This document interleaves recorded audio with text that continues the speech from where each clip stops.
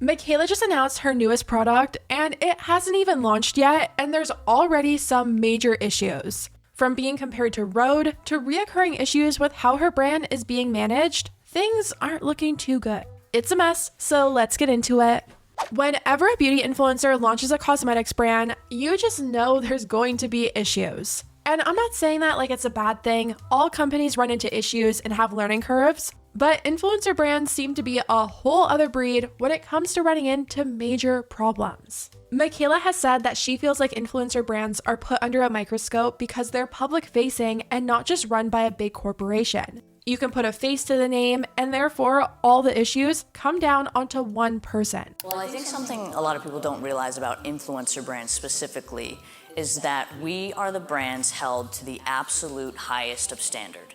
We are held to higher standards than the most prestige brands like La Mer, Augustinius Bader, Sicily. We're held to higher standards than that. We're held to higher standards than traditional founder brands where it's just founded by, say, a makeup artist or a hairstylist. We're held to standards because when you build a parasocial relationship with your community, they see you as a friend. And the most important thing in friendship is trust and honesty. They are putting their full trust in you for this launch, specifically when it comes to your ingredients, your marketing, your community building. Everything you do is under a very, very fine microscope. And while that is true, a lot of influencers also just don't know the first thing about business, and it reflects in how they carry themselves. Although Mikayla's brand hasn't had any major problems yet, she's definitely received some very valid criticism, especially with her latest product announcement. This week, Mikayla announced her newest collection called Amp Kits, which is pretty much a lip kit with a colored lip treatment and a lip liner duo. Over a year in the making, I am so excited to finally introduce you to my limited edition Amp It Kits, the lip kit you've been craving. Amp It you know and love now comes in 6 beautiful and delicious shades. Not only that, I get to introduce you to my new baby, Contour It. This is my extreme wear lip liner. Look at these shades. Each Amp kit comes with the perfect lip liner and Amp It pairing. You guys may remember last month when we talked about Tana debating on pushing her Tarte launch back because another influencer was also launching a lip kit. We were having this whole like freak out too because like another brand is launching something during the same time, and we were like debating moving it and all this stuff, and like we're not going to, but it was like, oh really? So what was it? What was that conversation? Like this, what? Like it was like some big brand is launching something, and then you're like, oh, we shouldn't do it I think we have to bleep what I'm about to say.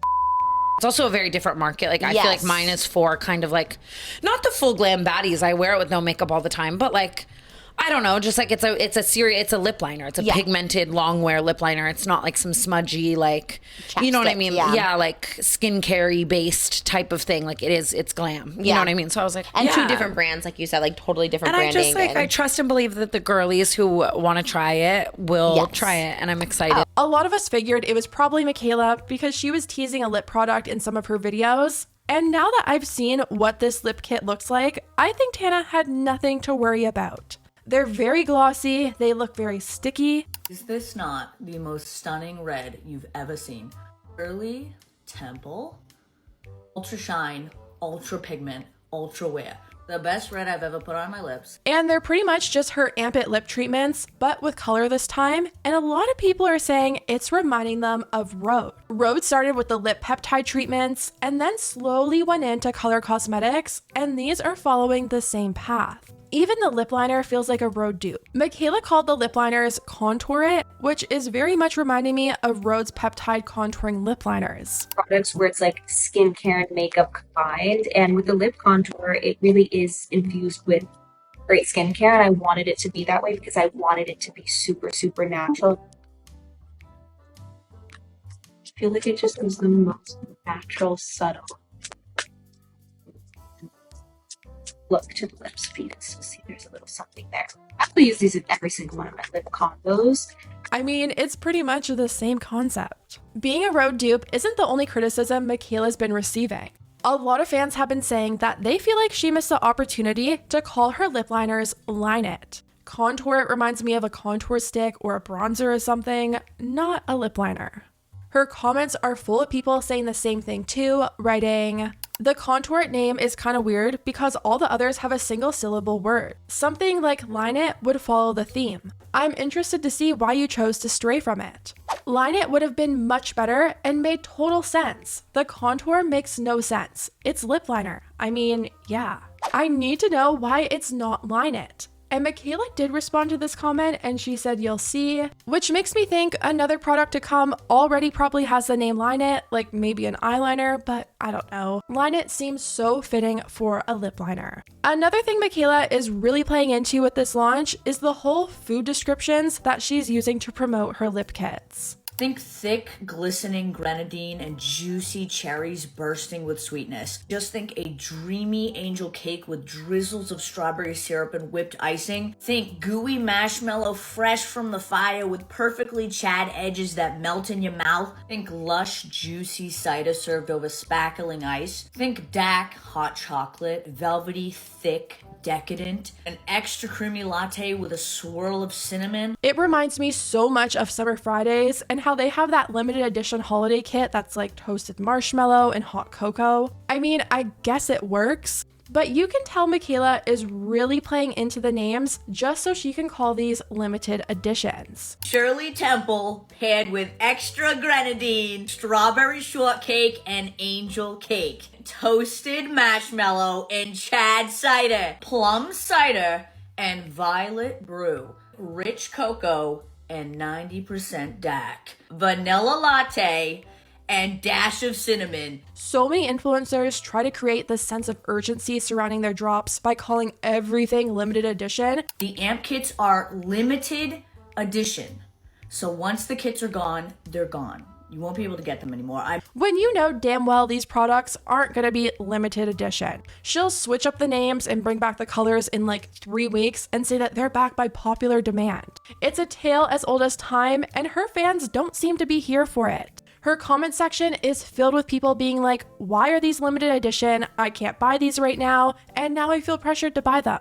One person wrote, this is too good. Why limited? And someone replied and said, I'm down for driving up demand, but if it's a good product and sells well, why? Another person said, I also kept wondering why limited. And then we have a lot of people leaving comments asking why it's limited, and Mikayla's been responding to them saying it's for holiday. It truly is the worst marketing tactic. But that's not even the biggest criticism. A lot of customers are upset because they're still waiting on orders from August, and Mikayla is over here launching more when it's clear that there's an issue with her shipping. One person wrote, my POV order I ordered from the Golden Ticket giveaway live Halloween makeup is lost and customer service hasn't sent a new one. I'm getting really upset at this experience and purchasing off TikTok. Another person replied and said, that's so weird. Mine is saying order delayed for a week and no updates or reply back from support. I am just going to end up requesting a refund since I have had no responses, and this happened the first time I ordered something months ago. Why is yet another launch happening when my original order from August is nowhere to be seen? I've been ignored several times by customer service and no one will explain. And this isn't the first time I've heard about this issue with POV Beauty. Ever since launch, the comments have been filled with complaints about how slow shipping times are and lack of updates from customer service. I would say that's normal for a new company, they're trying to figure things out, but Mikayla has some major investors behind her brand. The fact that this keeps happening nearly a year into her brand isn't okay. Speaking of Mikayla getting called out, she went to a Rare Beauty event this week, and of course, Rare Beauty was posting her all over their social media. It's my husband, Cody. He's what I call a golden retriever. And he's just really good at making me feel calm, relaxed. Any stressful situation, I can go to him. And Rare Beauty actually got a lot of backlash for inviting and promoting Mikayla. One of the top comments under this post reads, it's honestly unbelievable how many people continue to defend Mikayla after the telescopic mascara scandal. Someone who has repeatedly proven to be a pathological liar should not be rewarded with brand deals or event invitations. Credibility is the foundation of any profession, especially one built on public influence, and it's disappointing to see the industry overlook that for the sake of popularity. And we talked about this when Lashgate first happened. Even though people moved on quickly and her not addressing it seemed to work out in the moment, I really do think it's going to come back around in the long run. Is it the worst thing an influencer has ever done? No. But the fact that she still to this day hasn't learned from her mistakes is why comments like this are still being made. The undisclosed ads, the lying, the pushing a product, the constant sponsorships, nothing has changed. Another thing that's being pointed out under these rare beauty videos is the lack of accent that she has. It's my husband, Cody. He's what I call a golden retriever. And he's just really good at making me feel calm, relaxed. Any stressful situation, I can go to him. And I mean, normally I don't talk about the accent because we all know she puts it on for shock factor, but it's completely gone here. And it's no wonder why everyone is pointing it out, leaving comments like, no accent all of a sudden? Love the way the accent disappears at will.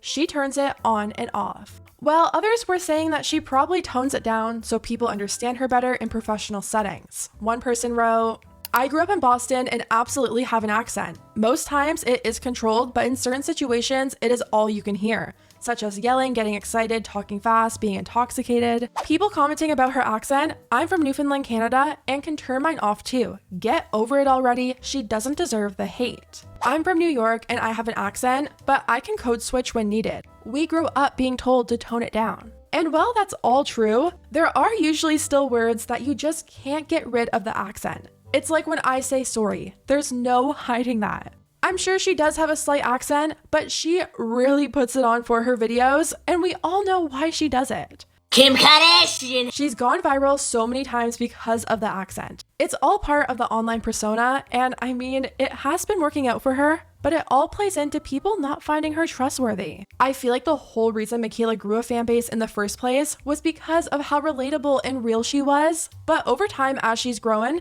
that relatability has faded away, and so has her fans' trust. Anyways, guys, let me know what you think about everything down below, and I'll see you next time.